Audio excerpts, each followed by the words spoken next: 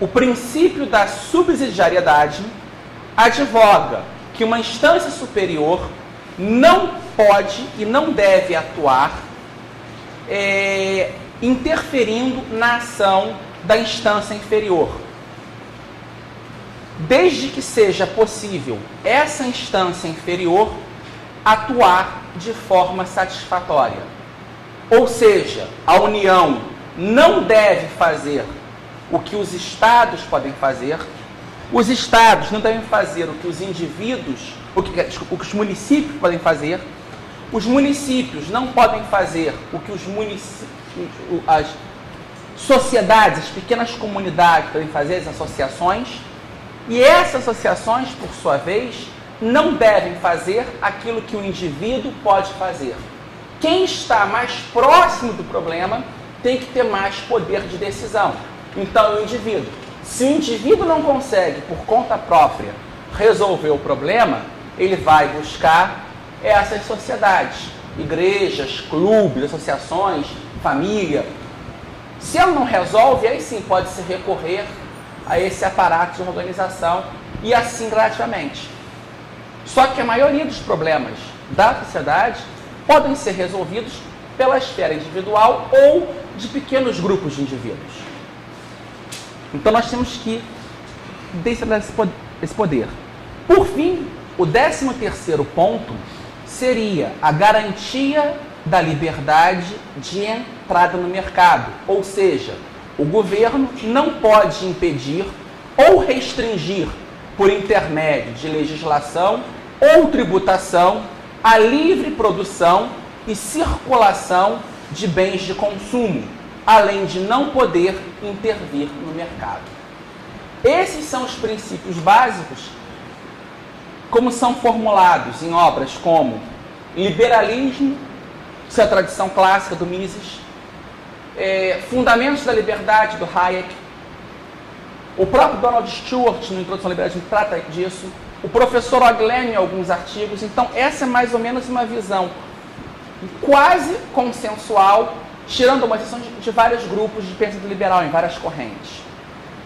Outro ponto que o Mises volta na Ação Humana, dizendo nessa questão da sociedade humana e dessa interação, ele vai dizer que a questão do conceito de governo majoritário ou governo pelo povo, como recomenda o liberalismo, ou seja, democracia. Diz Mises, esse tipo de governo não visa a supremacia do medíocre, do inculto ou dos bárbaros. Os liberais também acham que uma nação deve ser governada pelos mais aptos a esta tarefa, mas acreditam que a aptidão para governar é melhor demonstrada pela capacidade de convencer os seus cidadãos de que, e não pelo uso da força. Nada garante, evidentemente, que os eleitores confiarão o poder ao candidato mais competente, mas nenhum outro sistema poderia oferecer tal garantia. Essa questão da democracia é algo muito complicado, porque a democracia ela tem sido confundida com a ideia de democratismo. A visão de democracia, ela remonta à visão moderna 3 tradições de pensamento político distintas. A primeira delas seria a chamada teoria clássica das 3 formas de governo, criada e divulgada por Aristóteles. Segundo Aristóteles, existiriam 3 formas puras de governo. A monarquia,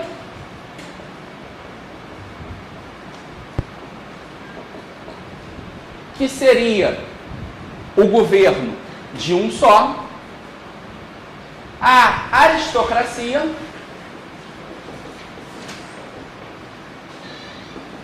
que seria o governo dos melhores da sociedade, e a democracia, que na verdade a palavra usada por Aristóteles não é democracia, é politeia, em grego, ele usa politeia, que seria o governo de todos. Na teoria aristotélica, essas três formas de governo teriam suas versões degeneradas. A monarquia seria a tirania. A aristocracia seria a oligarquia.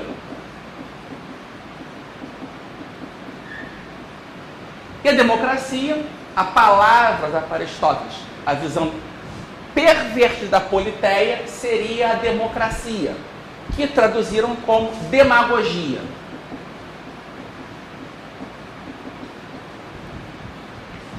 A segunda forma de entender a democracia seria a chamada teoria romano-medieval de soberania popular, cuja versão mais sistemática e que teve maior influência no mundo moderno se encontra na obra Defensor Pacis, de Marcílio de Pádua.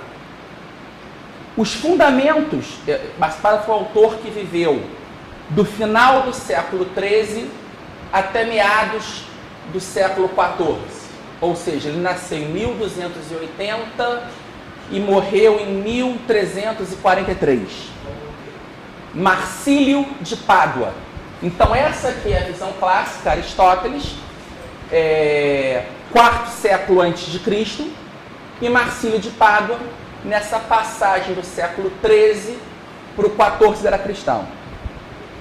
Os fundamentos mais remotos dessa teoria da soberania popular estão, ao mesmo tempo, na ideia do jurista romano Domiciano Ulpiano, segundo a qual o príncipe tem autoridade porque o povo lhe deu, e na concepção do imperador romano Juliano sobre o voto do povo como fonte das leis e dos costumes, que criou entre os antigos glosadores, essas duas teorias, principalmente um chamado Aso, que viveu no final do século XII, início do século XIII, a noção de que o povo, ao transferir o poder ao imperador, não abdicou inteiramente deste poder, mantendo uma parcela do poder junto de si.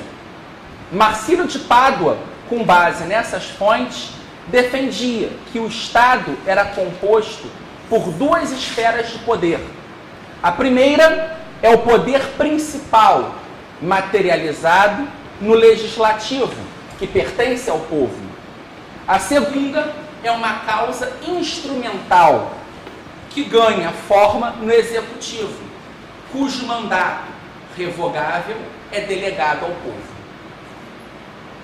A terceira fonte é a chamada tradição republicana moderna, formulada originalmente por Nicolau Maquiavel, que defendeu a existência de apenas dois tipos de estados. Um seria os impérios e os outros as repúblicas, sendo que esta última poderia assumir forma aristocrática ou democrática.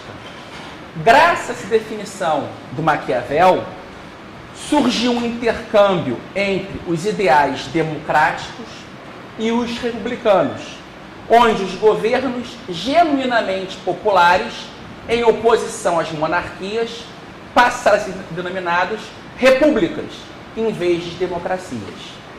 No período anterior à Revolução Francesa, o republicanismo, principalmente na Inglaterra, foi defendido por autores que se opunham ao absolutismo monárquico, como John Milton, James Harrington e Algernon Sidney. A primeira experiência histórica concreta de uma república democrática que estivesse de acordo com a moderna concepção de liberdade individual foi fruto da nova forma de governo criada nos Estados Unidos da América. Por isso que, de certa forma, sempre quando se trata do tema, se tende a voltar a essa visão. Só que é importante notar que não há uma relação de necessidade entre liberalismo e democracia.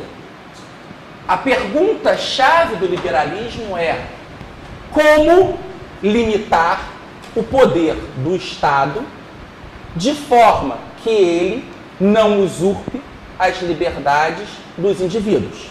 Essa é a questão-chave do liberalismo. A questão-chave da democracia é quem vai governar. No entanto, de certa forma, quando Thomas Hobbes, depois de John Locke, nos seus passos, tenta discutir o direito do indivíduo e, ao mesmo tempo, que forma de governo será, eles criam uma conciliação entre democracia e liberalismo. Porque o Estado hobbesiano, Leviatã, o monstro, ele é absoluto na esfera pública. Ou seja, leis e punições. Mas, ao mesmo tempo que ele é absoluto, ele tem que representar a sociedade. Então, existe aí o elemento democrático, da representação.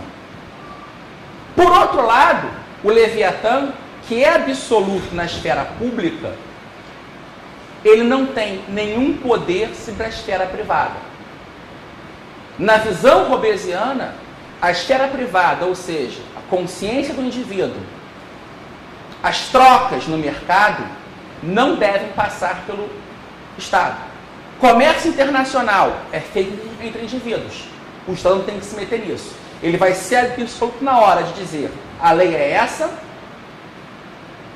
e a punição quem não cumprir é essa. E o que o indivíduo não pode ser no Estado público, criar a desordem. Ele não pode criar guerra todos contra todos. Mas desde que ele não haja contra a sociedade, ele é livre para agir como quiser. Ele quer fazer bruxaria em casa, ele pode fazer. Desde que ele não crie problemas na esfera pública, a autonomia privada é total. Locke vai seguindo essa visão, dando até mais poderes ao Estado que Hobbes, só que jogando o poder absoluto no legislativo. Então você começa a ter uma conciliação que toma forma definitiva com Montesquieu.